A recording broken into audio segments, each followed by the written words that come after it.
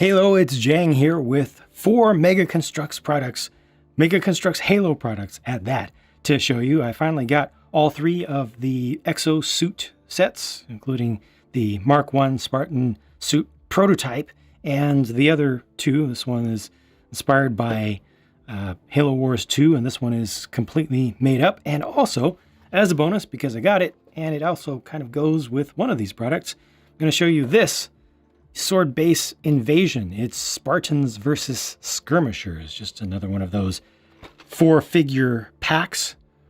We get these opened, built as needed, and show them to you up close. With the exosuits, I don't know why I personally was expecting these to be a little bit more varied in their size and shape and kind of stance. You know, there is some variation there, but for the most part, you know, they're the same height and everything. They just look like they could, in a hypothetical world, be competitive against one another, and I feel like I get similar value between each of the sets. And I want to show you each of these one by one. First, I need to wind things back though, because right out of the box you get 3 complete figures, which you then have to individually partially disassemble to put them into their full exosuit setups. The Skyfire set is based around a Marine with a pretty colorful color scheme, and the head is kind of a school bus yellow with a nice dark gray that not only goes around the front of the breather space and also on the top, but actually lines the visor. So that's always a good thing to see, especially on these lighter colored heads. And then you get some paint application on the main armor piece, and the most of the rest of it is just using the colors of the plastic, with a very, very light gray and medium dark, almost indigo blue. And the weapon here is just a plain black saw. The Breacher exosuit is obviously based around a Banished Brute. There's not a whole lot special done to this one, just a little bit of paint application on the main armor and of course on the helmet, always important. And beneath that helmet, the skin tone for this one is kind of the muddy, dark, grayish brown color, which is good. You know, it's a nice non-controversial color to always be able to use for the brutes.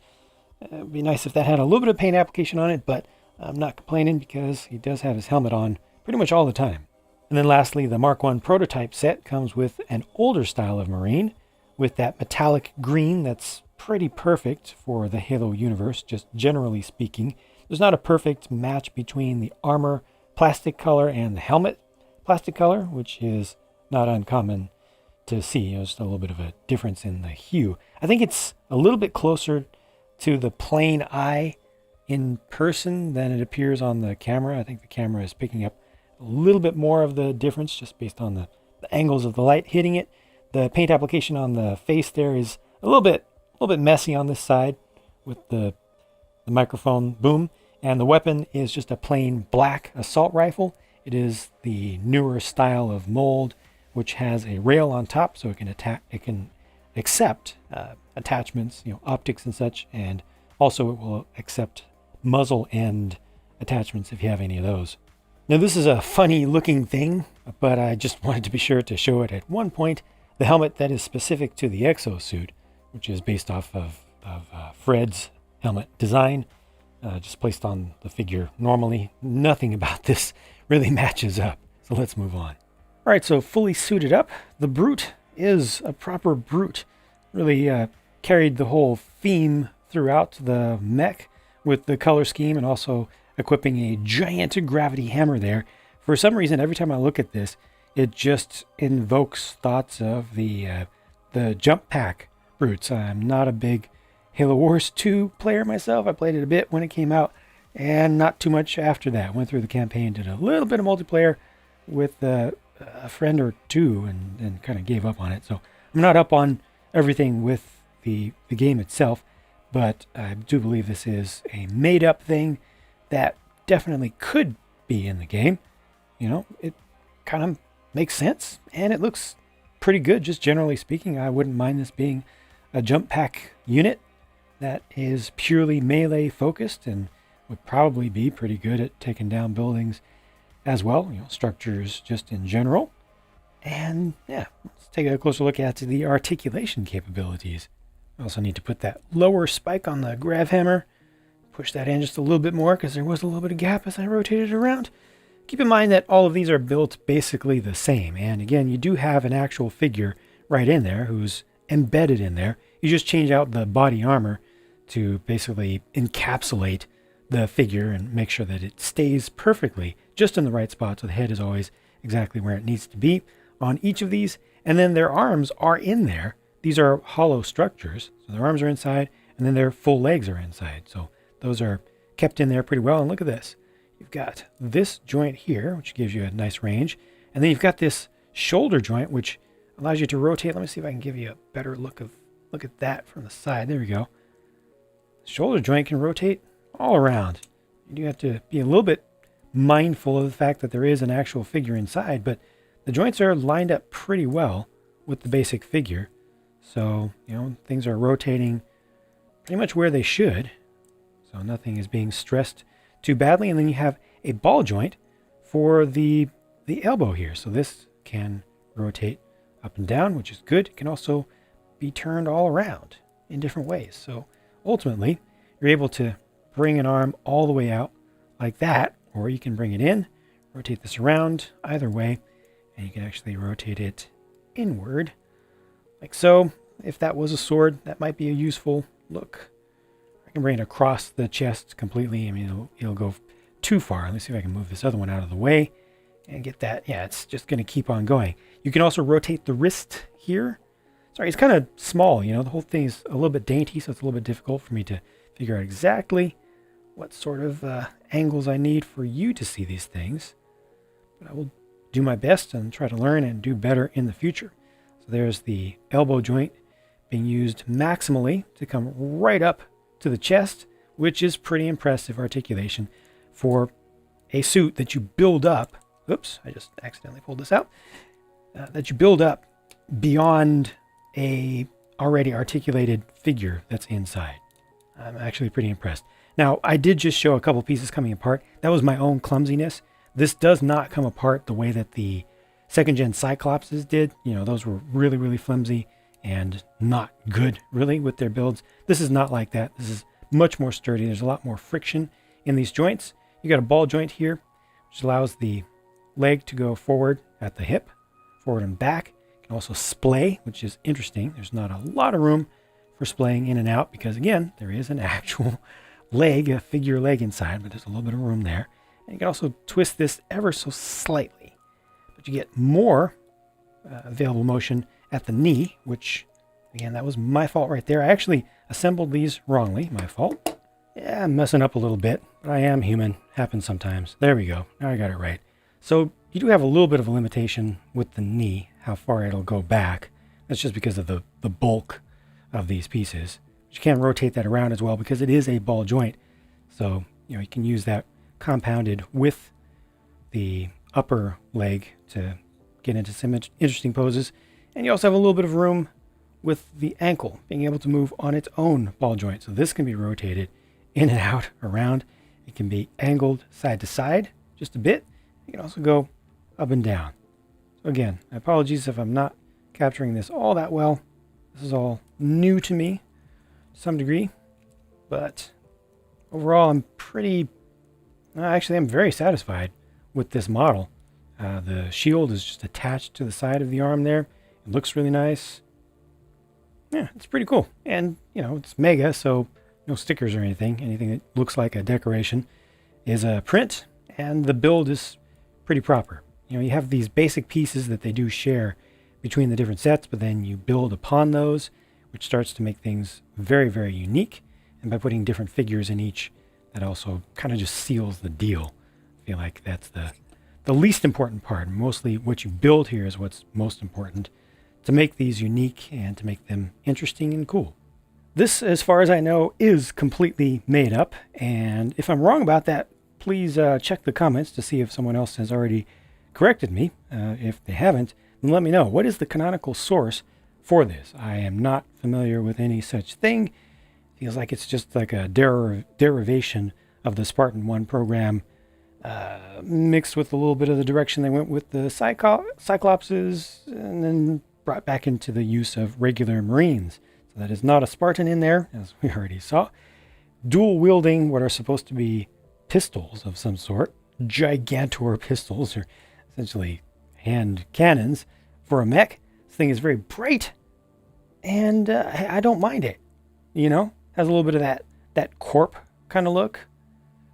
Yeah, I think the weapons are the weak points of this. Also, this is supposed to fly.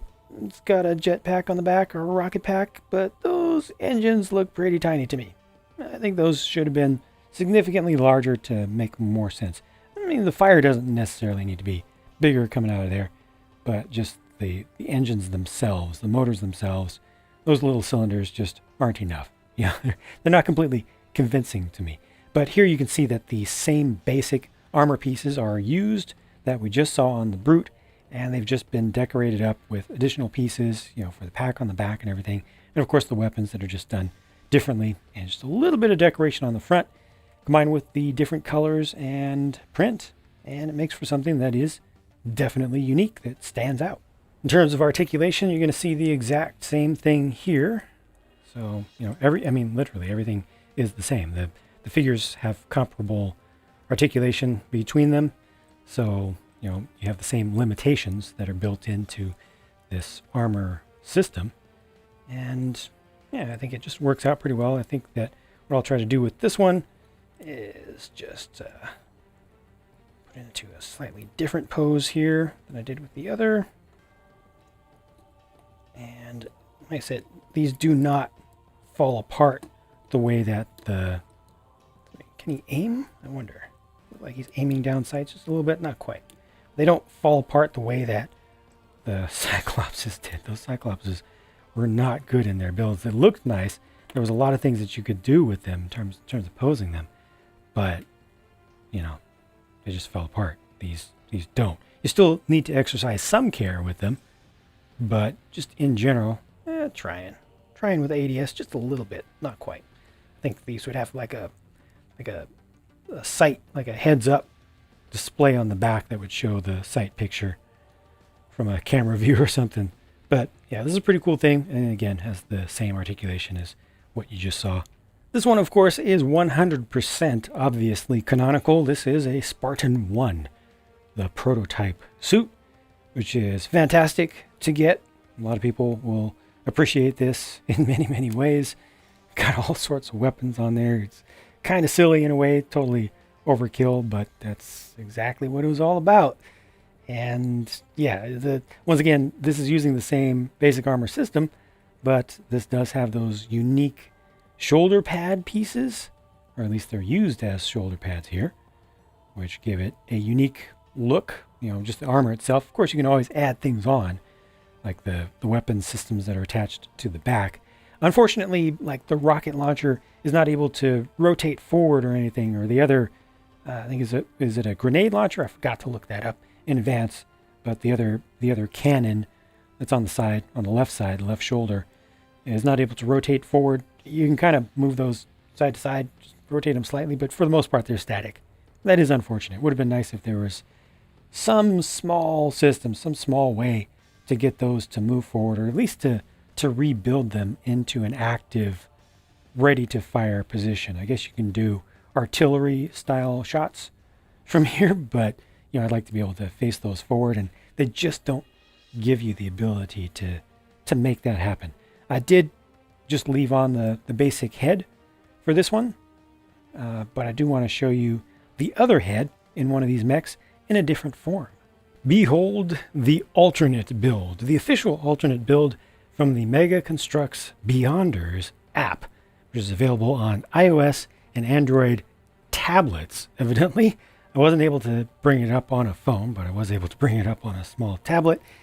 The app is actually really nice. Like the way that they present instructions is very, very nice at hand holding. It's animated, really crisp and high quality and everything, and easy to follow along. So this is what they suggest. It does leave a bunch of parts behind, but it's distinctly different from the base build, and you know, is at least something to kick off some creativity, to let you know it's okay, or to confirm that it is okay to rebuild these things differently. This has the same, you know, underlying structure. It does look a little bit different from what they actually show on the package.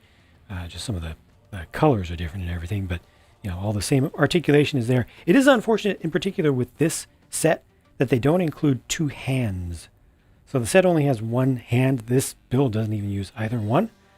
But I don't know if this is supposed to be a weapon or is it supposed to be a projectile weapon or a bludgeoning weapon, like a mace. It looks like a mace to me. And then maybe this is like a power punch, like a power fist. You know, it just goes like that. I don't know. I just kind of feel like I need to use my imagination a little bit. Maybe that's a mortar on the back. Maybe it's a rocket pack. I don't know. Yeah, this one does not come with two hands, and it's too bad because this does have just such a generic color scheme underneath. You know, it's just all gray and black. It's a perfect platform to build upon, and it would have been nice if they did include that second hand just as an extra piece, just as a spare part, you know, so we could finish it off. That said, though, it is also missing one forearm, so the intent was to use that giant barrel assembly on one side, which I forgot to mention is actually an interesting part because it does have a color application, and I can grab it right here. There we go. I did it. I did it live. You see, it has a little bit of green just around the ridge there, right around the rim. Will it focus this close? Yes. There we go. Did not expect that at all, but you know, otherwise it's basically just a barrel, like a trash can. So, yeah, I do hope that they continue this system, and I do hope that they apply it to other licenses because it's a nice base for building humanoid mechs, you know, and it could be something that they could do their own thing with, do some non-licensed stuff. Yeah, I think there's some room there, you know, for a lot of folks to have some good fun. Finally, here's Sword Base Invasion with 2 Spartans and 2 super articulated skirmishers, which at first glance look too big, but I think they're actually about right in size. When those things stand up, you realize that they're not exactly tiny. This has 1 bit of cover, just a small build, and 1 container, which doesn't even have anything in it. There are no spares that are good to put in there, but you know, at the very least, it gives you a little bit of surrounding terrain and texture. And in addition to the usual bases, small bases that they have for the figures, this one also has the little clear stand to let you get it off the ground a bit. That's a female air assault Spartan there. You can see the female body mold underneath. The production work on this one is pretty much on point, I would say. The matte black surround that is on the head as a paint application, the first paint application, is good. Really sets off the visor. The gold is opaque enough. The blue has some metallic flake in it, and it's actually slightly greenish blue, so it's technically in the cyan range. It's not a true blue, which I like this color, especially with that amount of metallic flake in it. It's not too obvious, but it definitely adds a bit. And the yellow, you know, the yellow is really, really bright, arguably bordering on a little bit too toyish, but I'm okay with it. It's not letting too much light through, so it just looks very vibrant, you know. Got the nade launcher there, and on the back is, of course, the jetpack. This is a CQC Spartan with the exact same color scheme. Again, the same matte black surround on the head, the same little bit of metallic sheen, metallic flake in the armor, and the same really, really bright forearms and lower legs. But still a pretty good looking figure overall. I like it in general. I like this level of detail, and that work that they did on the head there is just so important. It just makes it right. You know, when they leave off a surround, or they use ones that don't need one, so they think they can afford to leave it off, it just doesn't have a visor that stands out well enough. So when they have that, it just makes everything right. I think it's absolutely necessary. And then this one has the shotgun there, as you can see. And let's move on to the skirmishers.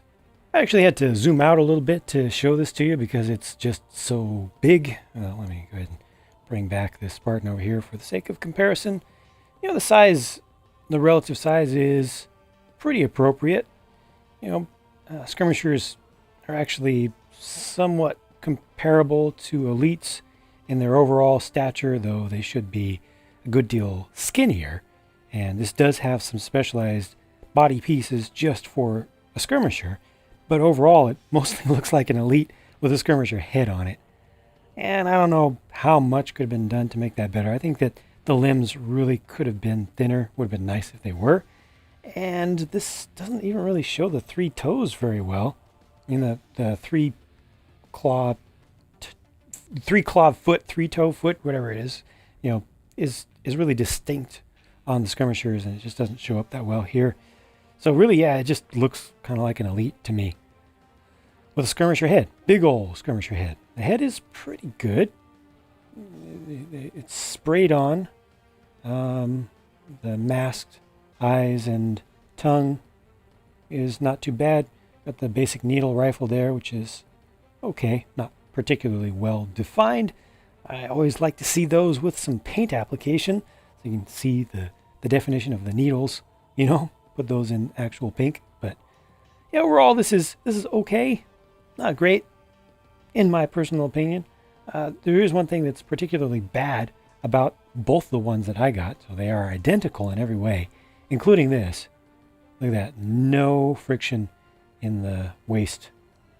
Just a bad batch of parts.